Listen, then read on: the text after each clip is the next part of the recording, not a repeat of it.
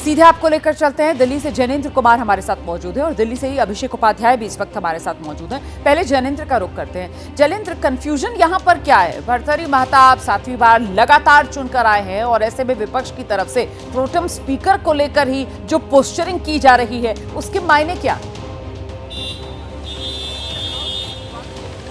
उसके मायने सीधे यही है रोमाना। आप देखें, चुनाव प्रचार के दौरान विपक्ष का जो है एक सबसे बड़ा मुद्दा था कि सरकार संविधान को नहीं मानती, संविधान बदल देगी, सरकार को संविधान की परवाह नहीं है।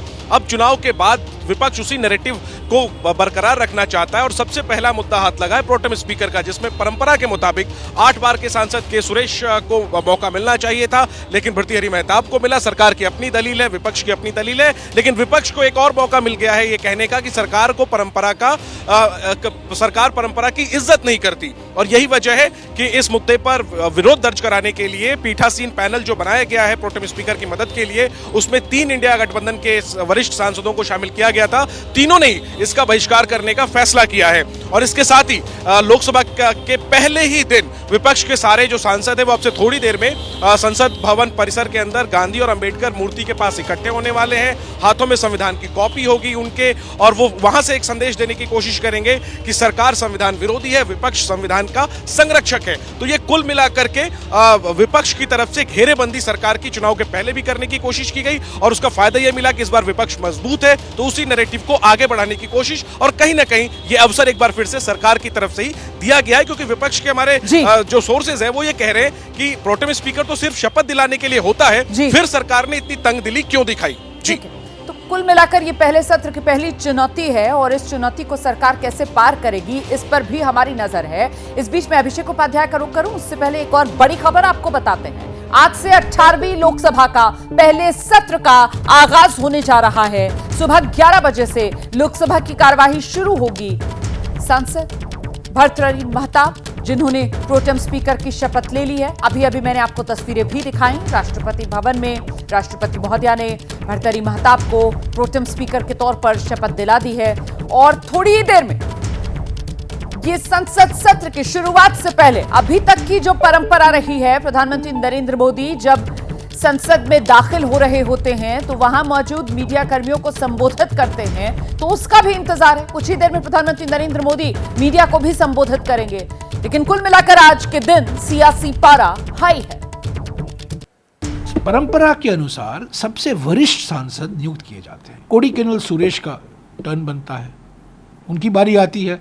8 टर्म है, 8वां टर्म है, पर उनको नहीं नियुक्त किया जाता है। और भर्तृहरि महताब को, जिसका 7वां टर्म है, 6 टर्म उनका बीजेडी का है और अभी 7वां टर्म बीजेपी का है, उनको नियुक्त किया जाता है। ये बुलडोजर की राजनीति की मानसिकता से ये हटे नहीं है, पहले दिन से ही टक्कर लेना चाहते हैं। हालांकि जनादेश प्रधानमंत्री के खिलाफ है। कांग्रेस पार्टी ने प्रोटेम स्पीकर को लेकर के जो मुद्दा बनाया कि लोगों को गुमराह करने का पूरा प्रयास किया जा रहा है। नियम के मुताबिक श्री भर्तृहरि महताब 7 बार कॉन्जिक्यूटिव एमपी बने हैं। हमारा सरकार आदरणीय मोदी जी के नेतृत्व में कोई ऐसा काम नहीं किया, ना रूल तोड़ा गया, ना कोई हमारा परंपरा का तोड़ा गया है।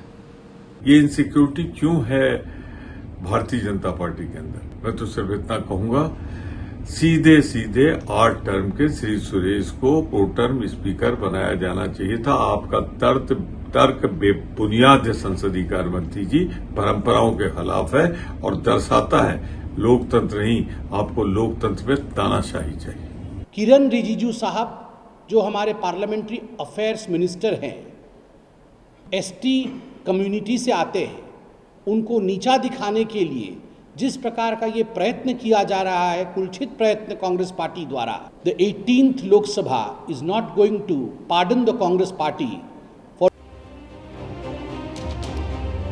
तो सुना आपने किस तरीके का ये सियासी आर पार छिड़ा हुआ है पक्ष प्रतिपक्ष के बीच में। सीधे आपको लेकर चलती हूँ अभिषेक उपाध्याय के पास। अभिषेक, कुल मिलाकर अगर इसको समअप किया जाए तो ये नई सरकार, नया पथ जो सरकार के लिए साबित हो रहा है, अग्निपथ। अभिषेक, रोमाना 2 बड़े मैसेज हैं, 2 बड़े संकेत हैं। पहला मैसेज सरकार की ओर से है कि भले ही संख्या कम हुई हो, लेकिन सरकार किसी भी तरह से ये मैसेज देना नहीं चाहती है कि वो कमज़ोर पड़ी है या वो झुक रही है या वो किसी दबाव में आ रही है। सरकार की ओर से मैसेज है ये। देखिए, बड़ा आसान था कि सुरेश को प्रोटेम स्पीकर बनने देना, बहुत ही आसान था। इसमें दो राय नहीं, एक परंपरा रही है, लेकिन एक लॉजिक सरकार ने रखा कि भर्तृहरि मेहताब 7 बार लगातार जीते हैं। 1998 और 2004 में वो हारे हैं के सुरेश, और सिर्फ 4 बार लगातार जीते हैं, तो उनको हम नहीं यहाँ पर नियुक्त होने देंगे। तो सरकार ने शुरू में ही एक मैसेज दे दिया है कि भले ही संख्या कम हुई हो, अगले 5 साल आप तैयार रहिए कि वो वीक सरकार आपको नहीं दिखने देंगे, हम वो चेहरा नहीं रखेंगे। दूसरी ओर विपक्ष का मैसेज बहुत क्लियर है कि वो इसी मुद्दे से आगाज कर रहा है। जो जैनेंद्र बता रहे थे वो सच्चाई है कि गांधी जी की प्रतिमा और अंबेडकर जी की प्रतिमा, वहां से लेकर के संसद तक जाएंगे सारे सदस्य, और सबसे पहली लड़ाई इसी प्रोटेम स्पीकर को लेकर के होगी।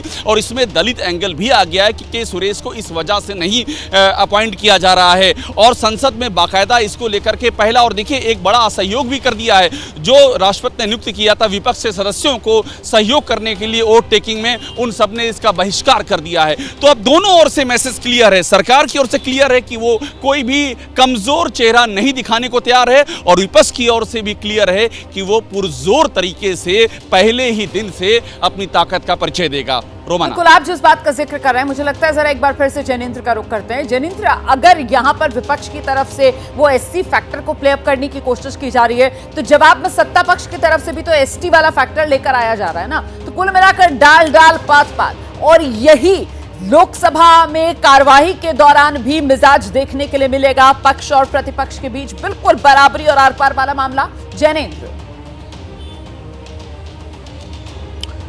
बिल्कुल, इस बार तो बराबरी पर ही लगभग मुकाबला छूटा। हालांकि सत्ता पक्ष जो है वो 21 रहा, इसी वजह से सरकार में है, तो विपक्ष जो है वो आक्रामकता अपनी नहीं खोने देना चाहता है। और देखिए, एससी बनाम एसटी की जो बहस है, ये तो इसके पीछे कोई ठोस लॉजिक नहीं है। विपक्ष कह रहा है कि के सुरेश दलित है इसलिए नहीं बनाया, अब सत्ता पक्ष कह रहा है कि वो किरण रिजिजू जो एसटी हैं उनका अपमान है। ये अपने अपने तरीके से सियासत को साधने की कोशिश है।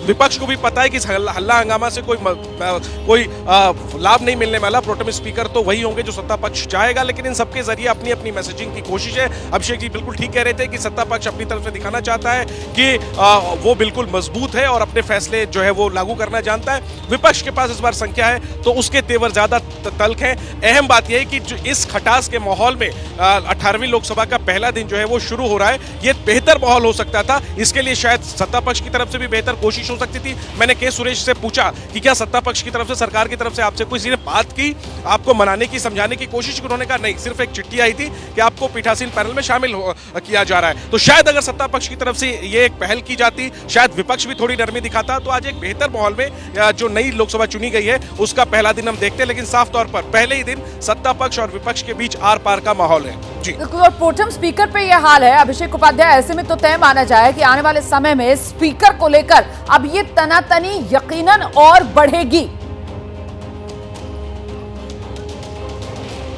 इसमें दो राय नहीं है रोमाना। देखिए, तलवारें म्यान से बाहर हैं और दोनों ओर से बाहर हैं। एक एक मुद्दे पे आएगा। स्पीकर के लिए विपक्ष का ज्वाइंट कैंडिडेट आना तय है, और वहां पर भी मैं आपको बता रहा हूं, वहां भी संविधान और कास्ट का एंगल आना तय है। क्योंकि ये जो है इस पूरे चुनाव में विपक्ष के लिए एक बड़ा मंत्र रहा है कि बीजेपी और जो एनडीए है वो यादव ने पीडीए की बात कही थी। एक तरह से वही पीडीए का मूल मंत्र आपको दिखाई पड़ेगा पूरे अपोजिशन की प्लानिंग में। और इसके बाद आप याद रखिए कि जैसे ही स्पीकर का मामला होगा, नीट का इशू इसी लोकसभा में जम करके गूंजेगा, उस पर भी जम करके हंगामा होगा। विपक्ष की पूरी तैयारी है, और राष्ट्रपति के भाषण पर भी आप ध्यान दीजिएगा, उस पर भी विपक्ष का जो हमलावर तेवर देखने को मिलेगा वो भी पहले से खासा अलग होगा। तो ये जो 18वीं लोकसभा है रोमाना, ये बहुत ही ज्यादा इस मामले में जीवंत होने जा रही है कि पक्ष और प्रतिपक्ष दोनों ही आमने सामने होंगे, बहुत ही ज्यादा मुखर होंगे। और किसी भी उदाहरण जो है वो पहले ही सत्र से इस रूप में नजर आएगा कि लीजिए, अभी तो सिर्फ बात प्रोटेम स्पीकर की है, और उसी प्रोटेम स्पीकर को लेकर पक्ष और विपक्ष में इस तरीके का आर पार, इस तरीके की तलखी कि जो पीठासीन अधिकारियों वाले पैनल में विपक्ष के सांसदों के नाम शामिल किए गए थे, उन सब ने अपने नाम वापस ले लिए हैं। कोई उसमें शिरकत नहीं करेगा।